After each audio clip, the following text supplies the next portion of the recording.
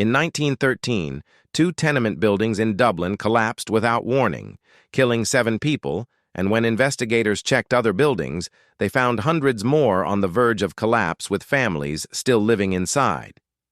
Here's what sounds impossible, but was real.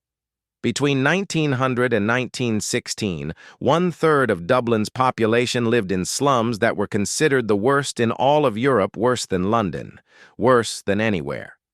Dublin, the second city of the British Empire, had living conditions worse than its poorest colonies. Here's how bad it was. Georgian mansions built for wealthy families in the 1700s had been subdivided into slums by 1900. Buildings designed for one family now housed 100 people in single rooms. Entire families of 10 or 15 people lived in one room with no running water, no heat, and no private toilets. Landlords did zero maintenance, roofs leaked, walls crumbled, staircases rotted, but kept collecting rent because people had nowhere else to go. After the 1913 collapse, the government inspected buildings and condemned 500 as unfit for human habitation, but they didn't actually relocate anyone or build replacements. Families just kept living in structures that could collapse any day because there was no alternative.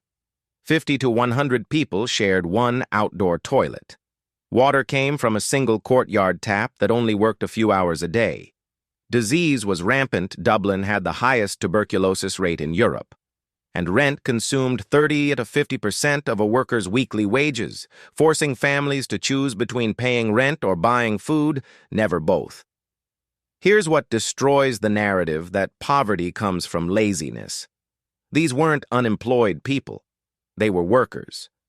Dockers unloading ships for 14-hour shifts, factory workers, laundry women working 60-80 hours a week and still unable to afford safe housing.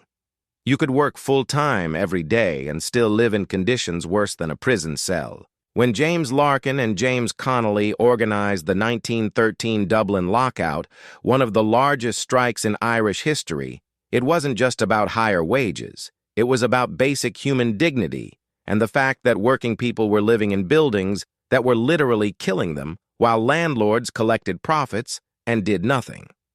The strike lasted months, involved 20,000 workers, and was brutally suppressed by police and employers. It failed to achieve most of its goals. Conditions barely improved, and people continued living in those dangerous tenements for another 50 years until the buildings were finally demolished in the 1960s. Today, the Georgian buildings that survived the tenement era have been restored and are worth millions as luxury apartments and boutique hotels return to their original